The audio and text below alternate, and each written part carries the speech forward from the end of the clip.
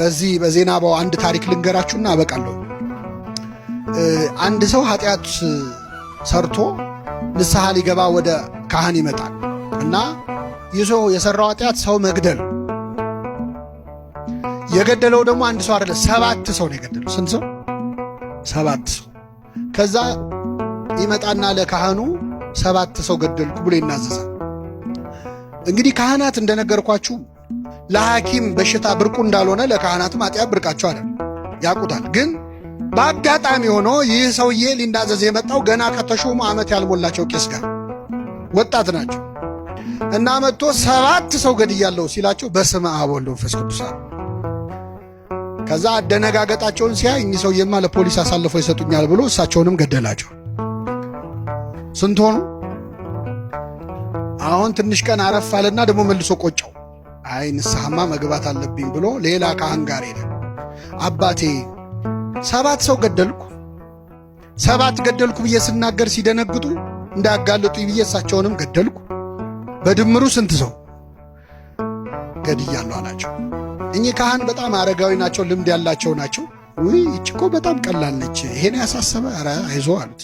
ምክንያቱም 9ኛ እንዳይሆን ሲያዩት ሰውየው አያዋጣም አይደል? ይሄን ያሳሰበ ይሄ ሰይጣን ነው፣ እንደውም አይዞህ አንተ ጠበል ነው መጠበቅ ያለብህ፣ ጠበል አጠምቃለሁ ትሄዳለህ አሉት። ደስ አለው። ከዛ ና አሁን ነው እንደውም አጠምቅ ብለው ይዘውት ወደ ሆነች ዋሻ ወሰዱት። ከዛ ጉድጓድ አለ፣ ጉድጓድ ውስጥ ውሃ ወርደህ ታመጣለህ፣ ጠበል አጠምቃለሁ ይለቃል፣ አይዞህ አሉት። ደስ አለው። በገመድ አወረዱት፣ ገባ። ውሃ ሊቀዳ ወደ ውስጥ ሲገባ ውሃ ጉድጓዱ በጣም ረጅም ነው፣ ታች ነው የገባው። ሲፈልግ የለም ውሃ። ሲመለስ አባ ገመዱን ሰብስበውታል። አንተ እዛው ነው መቆየት ያለብህ አሉት። ይገርማቸዋል። ይሄ ሰውዬ ውስጥ ሆኖ ይዝታል። ልውጣ ብቻ እኔ እንደ ሌሎቹ አንተ መግደል አይደለም ቆራርጣለሁ ይላል። ችግር የለውም። እሳቸው በቀን አንዴ ይመጣሉ። ማታ አንዲት ኮዳ ውሃና አንዲት ዳቦ ይጥሉለታል። ይዝታል፣ ይበላል። በቀን አንዴ ነው የሚበላው። ማታ 12 ሰዓት ነው። ምን እያደረገ ነው የሰውዬ? መልሱልኝ። 7 ቀን ጾመ። ይዝታል፣ ይበላል፣ ይዝታል፣ ይበላል። ከዛ እየቆየ ሲመጣ ዛቻው እየቀነሰ ልመና ሁሉ ጀመረ። ኧረ ተው ያስወጡኝ፣ ግድ የሎትም በቃ ምንም አልነካዎትም ማለት ጀመረ። ከብዙ ቆይታ በኋላ ግን ምን አላቸው? ነገ ሲመጡ መጽሐፍ ቅዱስ ይዘውልኝ ይምጡ፣ እዚህ መቆየቴ ካልቀረ ቁጭ ከምላለና መጽሐፍ ቅዱስ ተሰጠ። ማንበብ ጀመረ። ከዛ ሲመጡ ምን ይላል? ኧረ የኔ ኃጢአት ሰው መግደል ብቻ አይደለም፣ ኧረ የኔ በደል ብዙ ነው እያለ በየቀኑ ብዙ ኃጢአት መናገር ጀመረ። አይዞ እግዚአብሔር ይቅር ይበል ይሉታል፣ ይሄዳሉ። ዓመት ሆነ፣ 2 ዓመት ሆነ። ቆየ ሰው በጣም በቃ ጸሎተኛ ሆነ። ከብዙ ጊዜ በኋላ እኛ አባት ሲመጡ የሰውዬ እዛ ጉድጓድ ውስጥ የለም። ደነገጡ። ያው የእሱ ነገር አይታመንም፣ ቤት በኩል ዞሮ ሊመጣ ነው ብለው አባቴ ይፍቱኝ የሚል ድምፅ ሰሙ። ቀና ሲሉ አየር ላይ ነው ያለው ሰው። እግዚአብሔር ይፍታሉ፣ ተሰወረ። በቅቷል ማለት ነው። ከሳቸው በለጠ በቅድስ አባቶቻችን ጹሙ ጸልዩ የሚሉን ለሰራነው ኃጢአት ሊቀጡን አይደለም፣ ወደ ማን ሊያቀርቡን ነው። እግዚአብሔር የሰማነውን ለንስሐ ያድርግልን። ለጠቅላላ እውቀት አይደለም የተማርነው። ይህንን ድምፅ የሰማችሁ ሰዎች ንስሐ ግቡ፣ ዛሬውኑ ንስሐ ግቡ። የሰማነውን በልቡናችን ያሳድረብን። እንደውም አንድ በልጅነት የማስታውሰው ታሪክ አለ። አንድ የሌላ ቤተ እምነት ልጅ የሆነው ልክ አሁን ያልኳችሁን አለን። ድኛለሁ፣ ጸድቄያለሁ፣ መንግሥተ ሰማያት ገብቻለሁ፣ ከኢየሱስ አጠገብ ተቀምጫለሁ፣ ምንም አለን፣ ብዙ ነገር አለን። ከዛ አንድ ጩልሌ ሰንበት ተማሪ መጽሐፍ ቅዱስ ሰጠውና ምን አለው መሰላችሁ? ድነሃል፣ አዎ፣ ጸድቀሃል፣ አዎ፣ መልካም፣ እኔ አልቃወምም፣ ግን ኃጢአት ትሰራለህ አለው። አዎ ኃጢአትማ እሰራለሁ፣ ግጥም አድርጌያለሁ። በዚህ ድነሃል፣ አዎ፣ በዚህ ደግሞ ኃጢአት ትሰራለህ፣ አዎ። እሺ አንተ የት እንደምትገባ ወይም ማን ብዬ ስምን እንደምጠራው ንገረኛልና መጽሐፍ ቅዱስ ሰጠው። ያ ልጅ ማን ብሎ እንዳስተዋወቀን ታውቃላችሁ? የዳነ ኃጥእ እባላለሁ ብሎ ነገረ። አሁን እንዲህ አይነት ሰዎች አሉ፣ የዳኑ ኃጥኦች አሉ። እና እግዚአብሔር ለእንደነዚህ አይነት ሰዎች ሌላ መንግሥተ ሰማያት ትንሽ ከገሃነመ እሳት ትንሽ ሚክስ አድርጎ ማኪያቶ ሊፈጥር ነው። ግፈኞች ናቸው በእውነት። ጽድቅ ጽድቅ ነው፣ ኩነኔ ኩነኔ ነው። እንዲህ አይነት እስኪ ቆይ አንድ ሀሳብ ልጠይቃችሁ እናንተ። እዚህ ወንጂ ይኑር አይኑር አላውቅም፣ አዲስ አበባ ኮንዶሚኒየም ይባላል፣ አዳማም አይቻልም። ቆይ መንግስት ኮንዶሚኒየም ገነባ ማለት ሁላችንም እንገባለን ማለት ነው? ውሃ ትገባና ኮንዶሚኒየም ለመግባት ምንድን ነው የሚሆነው? መጀመሪያ ምን ይፈልጋል? እሱማ ብር ነው የሚያስፈልገው። እናንተ ደግሞ ምን የቸገረን ነገር ታወራላችሁ? እሱማ ብር ነው። ግን መመዝገብ ይቀድማል አይቀድምም? ሬጂስተር ማድረግ ያስፈልጋል። ከዛስ ላባችንን ፎጭ አድርገን መቆጠብ ይገባል አይገባም? ከዛስ አንድ ጊዜ ሁለት ጊዜ ቆጥቦ ዝም ካለ ይገባል? ምን ያስፈልጋል? በመቆጠብ ጽናት ያስፈልጋል። እውነት አስብ። ከዛ በኋላ ነው ኮንዶሚኒየም ተገነባ ተብሎ ሁሉም አይገባም፣ በጅምላ ይገባል።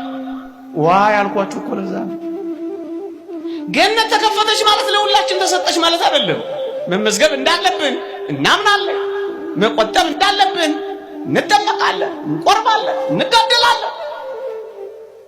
ይሄ መቀጠል እንዳለበት ደግሞ ጽናት እናሳያለን። እሱ ነው ጽድቅ ማለት፣ እሱን ነው የእግዚአብሔር ቃል መዳናችሁን ፈጽሙ የሚለው። ሰውየው እንግዲህ የአንድ ባሪያ ሆኖ ከአንድ ቤተ መንግሥት ገብቶ የንጉሡን ልጅ በምኞት ይመኛታል። እንደማይሳካለት አወቀ።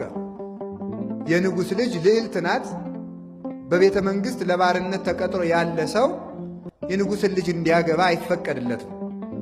ስለዚህ እሱ ከአንድ ጣዖት አምላኪ ሂዶ የንጉሥ ልጅ ወድጄ ተቸግሬያለሁ፣ ምን ላድርግ ብሎ ያማክረዋል። ሂድና እግዚአብሔርን ክጃለሁ ብለህ ደብዳቤ ጽፈህ ሰይጣንን አመልካለሁ እግዚአብሔር ክጃለሁ ብለህ ጽፈህ ወደ ምዕራብ ዙረህ ከመቃብር አረሚ ወይም ከማያምን ሰው መቃብር ሂደህ ቁም አለ። ጥቁር ሰው መጥቶ ይቀበልሃል አለ። ከዚያ በኋላ ያንን ጽፎ ክዶ ከመቃብር አረሚ ሂዶ ያን ደብዳቤ ይዞ ቆመ። ያንን ሰውም ጥቁር ሰው መጥቶ ተቀበለው። ሰይጣን በጥቁር ሰው አምሳል ይገለጣል። እንግዲህ ጥቁር ሰው በያችሁ ቁጥር ደግሞ ሰይጣን ነው እንዳትሉሽ። በቀይ ሰው አምሳልም ሰይጣን ይገለጣል። ምንም በቀይ ሰው አምሳል ብቻ አይደለም፣ በመነኩሴ አምሳል ይመጣል። እሱ ምን አረ በዚህ አይደነቅም? እስመ ሌሊሁ ሰይጣን ይትመሰል በመላከ ብርሃን፣ ሰይጣን በብርሃን መልአክም ይመሰላል ብሎ ቅዱስ ጳውሎስ ነግሮናል። በሚካኤልም ተመስሎ ይመጣ ይችላል። የመስቀሉን ብርሃነ መስቀሉን ወይም በትረ መስቀሉን አይዘውም እንጂ የሚካኤልን አክሊል አስመስሎ የሚካኤልን ክፍ አስመስሎም ይመጣል ሰይጣን። ችግር የለበትም። ባይታውን ይመስላል እሱ። እግዚአብሔርንም እመስላለሁ ቢል ምን ያቅተዋል? እሱ ይመስላል እግዚአብሔር ነኝም ይላል። ክርስቶስን ተመስሎ እንደሚመጣ ተጽፏል። ስለዚህ ተቀበለው። ከዚህ በኋላ ያ ሰይጣን በዚያች ሴት ልብ የዚያን ሰውዬ የዚያን ባሪያ ፍቅር በልቡናዋ አሳደረባት። ሲገባ ደረቱን ሲወጣ ባቱን እየተመለከተች በሐፀ ዝሙት ተነደፈች፣ በዝሙት ቀስት ተወጋች ይላል። ከዚህ በኋላ ዘለሽ ውደቂበት አሰኛት። እሱን ፈጽማ ወደደችው። ይሄን ልጅ ካላጋባችሁኝ ታንቄ ሞታለሁ አለች። አጋቧት ማለት ነው። በኋላ እሷ ክርስቲያን ስለሆነች አንተ ሰው ቤተ ክርስቲያን እንሂድ፣ ሌላ ጊዜ እንሄዳለን፣ እንቁረብ፣ ሌላ ጊዜ እንቆርባለን እያለ ያስቸግራታል። ሲያስቸግራት ምንድን ነው ብላ አስጨንቃ ያዘችው። የትዳር ትርጉሙ ከእግዚአብሔር ጋር መኖር ነው፣ ከዚያ ውጭ ምን ታደርግልኛለህ አለችው። አይ በነፃ ያገኘሁሽ መስሎሻል? እንዲህ አድርጌ እኮ በጥንቆላ ነው ያገኘሁሽ ይላታል። ነው እንግዲያማ ባስልዮስ የሚባል ታላቅ መምህር አለ አይደለ? ከእሱ እንሂድ ሄደ። ከዚህ በኋላ ምን አደረገ? ከትልቅ ጉድጓድ ከትልቅ ገደል ውስጥ ቀስ አድርጎ እዚያች የምታመጣልኝ ቃል ለሂድ ማውረድ ብሎ በመሰላል አውርዶ መሰላሉን አነሳ እና 40 ቀን ገደል ውስጥ ጣለ። ትንሽ የሚበላት ነገር በሰርክ በዚህ ሰዓት እየሰጠ ማለት ምን አደረገ? በኋላ ሲጾም በ12ኛው ቀን ሲሄድ አጋንንት እየደበደቡኝ ነው፣ እንዴት ሆነህ አደርክ ሰነበትክ ሲለው አይ በከላይ ሆኖ በድንጋይ እየደበደቡኝ ነው። እንደገና ደግሞ በሌላኛው ጊዜ ሲሄድ አሁን እንኳን ራቅ ብዬ ድምፃቸውን እሰማለሁ፣ እንደገና ደግሞ በሌላ ጊዜ ሲሄድ አሁንሳ ሲለው አይ አሁንስ አንተ ታግለህ ስትጥላቸው ይታዩኛል። ከዚያ በኋላ መጀመሪያ በሌላኛው ቀን ሲሄድ ራቅ ብለው ሲሰድቡኝ ይሰማቸዋለሁ፣ ድምፃቸውን ብቻ። መጨረሻ ላይ አንተ ትግለህ ስትጥላቸው አይ። ከዚያ በኋላ ድምፃቸው ሁሉ ጠፋ። ከዚህ በኋላ ሕዝቡን ሰብስቦ ሰውየውን 40 ቀን ካጾመ በኋላ ቅዱስ ባስልዮስ ከቤተ ክርስቲያን ሕዝቡን ሰብስቦ አንድ ወንድማችን በኃጢአት ተይዞ የዲያብሎስ እድል ፈንታ ሆኗልና ምህላን ያዝ ብሎ 400 እግዚኦታ አድርሶ ሲጨርስ ሕዝቡ እንደተሰበሰበ ያ ሰይጣን ምን አደረገ መሰላችሁ? ባስልዮስ አትዘብዝበኝ፣ አትጨቅጭቀኝ፣ እሱን ልደብዳቤው ብሎ ሰይጣንን ክጀዋለሁ፣ ሰይጣንን አመልከዋለሁ፣ ክርስቶስን ክጀዋለሁ ብሎ የፈረመበትን ደብዳቤ ሰይጣን ራሱ አምጥቶ ከሕዝብ መሃል ጣለለት። ከዚያ በኋላ ለዚያ ሰው ስርየት አሰጥቶ ደብዳቤውን ደምስሶ ቅዱስ ባስልዮስ ቅዱስ ሥጋውን ክቡር ደሙን ለዚያ ሰው ሰጠው ማለት ነው። በ40 ቀን ጾም ነው ስርየት ያሰጠው ማለት ነው። እና ጾም የኃጢአትን ዕዳ ይፍቃል። መቅሰፍትን በኃጢአታችን ምክንያት ሊመጣብን ሊታዘዝ የነበረውን መቅሰፍት ያርቃል። ለ40 ዓመት የእመቤታችን ፍቅር ያደረበት አንድ መነኩሴ ነበር። የማን ፍቅር ንገሩኝ እንግዲህ? የማን ፍቅር? የእመቤታችን የቅድስት ድንግል ማርያም ፍቅር። እና ይገርማቸዋል። አንድ ቀን እንዲህ አደረገ። እንጨት ጠርቦ የእመቤታችንን ቅድስት ድንግል ማርያም ምስለ ፍቁር ወልዳ ልጇ ክርስቶስን እንደታቀፈችው ስዕሏን ሳለ እና ምን አደረገ? ከሚወጣበትና ከሚገባበት ቦታ ላይ ሰቀለው። ሁል ጊዜ እንዲያያት። የሰማችሁ ይናራ። ሲወጣም ተሳልሟት እንዲወጣ፣ ሲገባም አመስግኗት እንዲገባ በመውጫውና በመግቢያው ወይንም ደግሞ በበዓቱ መውጫና መግቢያ፣ ምናልባት በዓት ስላችሁ እንድትረዱ በቤታችሁ ግቢ የሚባል አለ፣ አጥር የሚባል ነገር አለ፣ ወይ ደግሞ የግቢ በር፣ ልክ እንደዛ አይነት ቦታ ላይ ሰቀለው። የሚደንቅ ነው። ከዛ በኋላ እንዲህ ይላታል እመቤታችንን። ይቆምና ቡርክት አንቲ እማንስት ይላታል። እስቲ እናንተም በሏት ዛሬ ድንግል ማርያም ቡርክት አንቲ እማንስት በሏት። ይሄንን የሚላት ጠዋት ብሏት ማታ፣ ማታ ብሏት ጠዋት፣ ሁል ጊዜ ለስንት ዓመት ካላችሁ? ለ40 ዓመት። ለስንት ዓመት? ውዳሴ ማርያሙን ከጀመርክ ስንት ዓመት ሆነ?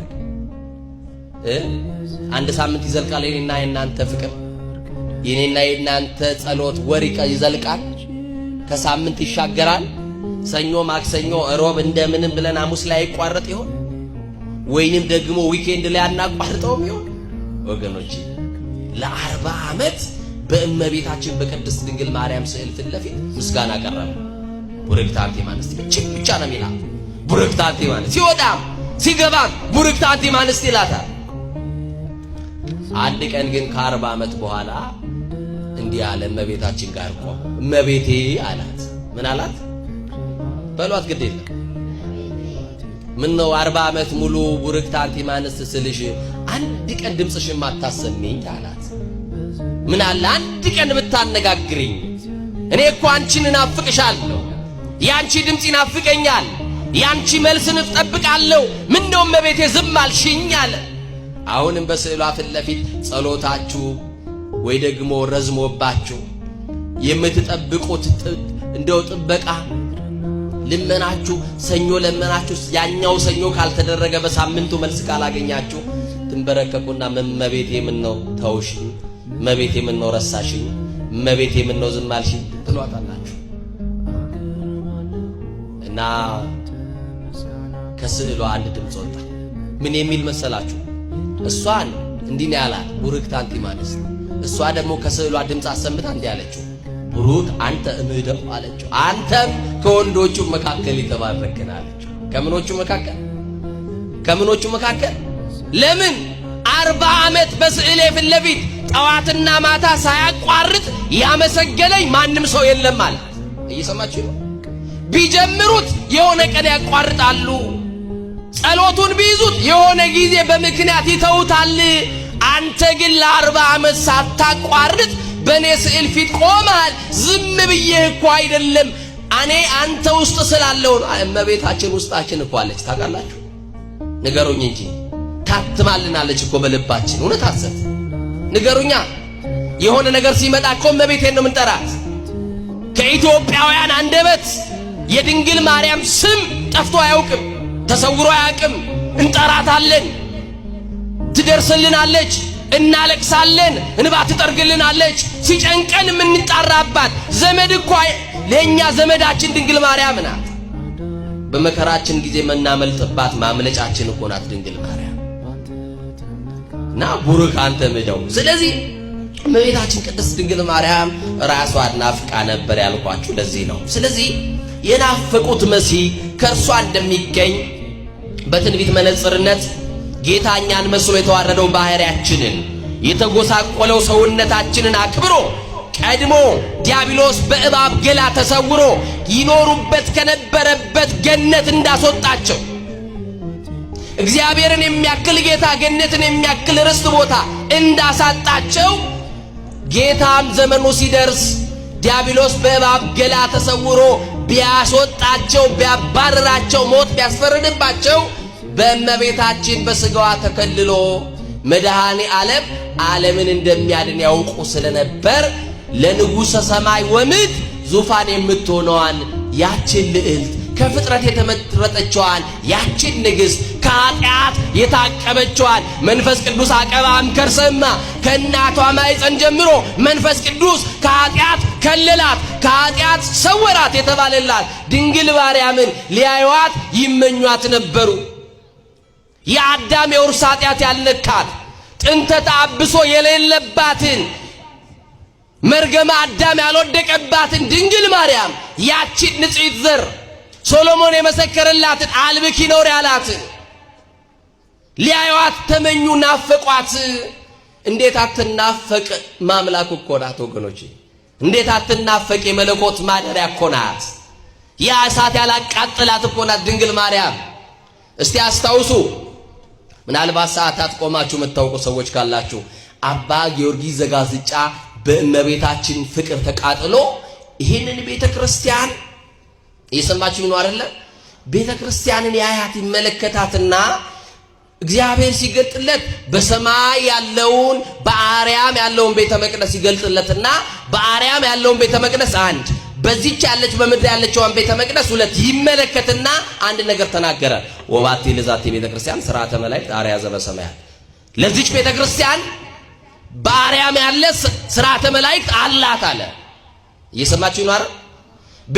ቤተ ክርስቲያን ስትትሜሰል በጽርሐ አርያም ዘላይሉ ወቅድስት ድንግል በሰረገላ እሳት ዘይጼውርዎ ኪሩቤል። እየሰማችሁ ነው?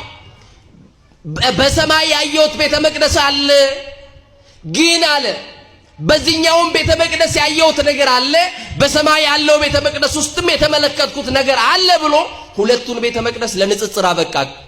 እየሰማችሁ ነው? ለንጽጽር አበቃቸው። እስቲ መለሱልኝ፣ የትኛው የሚበልጥ ይመስላችኋል? በሰማይ መልሱ፣ ችግር የለም። ኤክስ እና ራይት የለም። ህፃናቱ ብቻ እናንተ አይናፋር ናችሁ፣ ግድ የለም እናንተ መልሱልኝ እስቲ። ቤትኛለ ቤት ሁለቱም። እሺ እናንተስ? እየሰማችሁ ነው? በሰማይ ባለው ቤተ መቅደስ ውስጥ አለ መንበረ ብርሃን አለ አለ። ምን አለ? ብሉ በሉ፣ መንበረ ብርሃን በሉ። ታቦተ ብርሃን፣ መንጦላይተ ብርሃን፣ መሰዊያ አለ። በዚህ ቤተ ክርስቲያን ውስጥም ታቦተ ብርሃን፣ መንበረ ብርሃን፣ መንጦላይተ ብርሃንና መሰዊያ አለ። እኩል ነው አይደለም? ንገሩኛ። እኩል ነው አይደለም? ግን አለ አንድ ነገር አስፈልጧል። አሁን እኩል ነው የተናገረው። የሆነ ነገር ተመለከተ። ምን ካላችሁኝ፣ በሰማይ ባለው ቤተ መቅደስ አለ። እስቲ በሉ፣ በሰማይ ባለው ቤተ መቅደስ ኪሩቤል የሚሸከሙት ሰረገላ አለ። ማን የሚሸከሙት? ያውም ከሥላሴ ዙፋን የሚወጣ ድምፅ አለ። እኔ እሸከማችኋለሁ እንጂ እናንተ አትሸከሙኝም ይላቸዋል። የሚሸከመን ማን ነው? የቻለን ማን ነው? ንገሩኛ።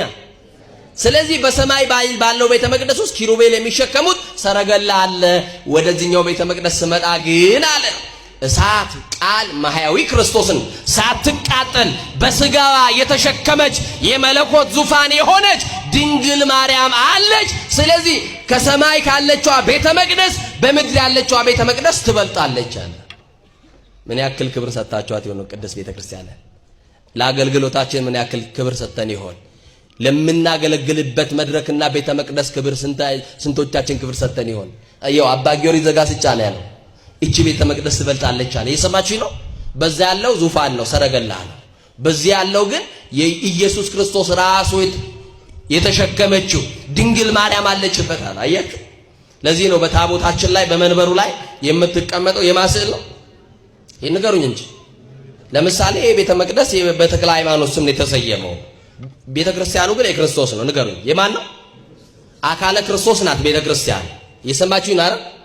ቤተ ክርስቲያን ምንድነች አልኳችሁ? አካለ ክርስቶስ ናት፣ የክርስቶስ አካል ናት። ክርስቶስ የቤተ ክርስቲያን ደግሞ ራስ የሆነላት ናት። ስለዚህ በዚህ ቤተ ክርስቲያን ውስጥ የተክለ ሃይማኖት ስጋ ነው እንደ ያለው? ንገሩኛ። የተክለ ሃይማኖት ደም ነው እንደ ያለው? የማን ያለው? በቤቴና በቅጥሬ የማይጠፋ መታሰቢያ እሰጣችኋለሁ ስላለ መታሰቢያነቱ ለአቡነ ተክለ ሃይማኖት ለብፁዕ ቅዱስ ብርሃነ ዓለም አቡነ ተክለ ሃይማኖት ተሰጥቷቸዋል። በረከታቸው ይደርብን። ለብፁዕ አባታችን ተሰጥቷቸዋል፣ ለቅዱስ አባታችን መታሰቢያነቱ። ቤተ ክርስቲያን ግን የማን ናት? ንገሩኛ። የክርስቶስ። የማን? የክርስቶስ ናት።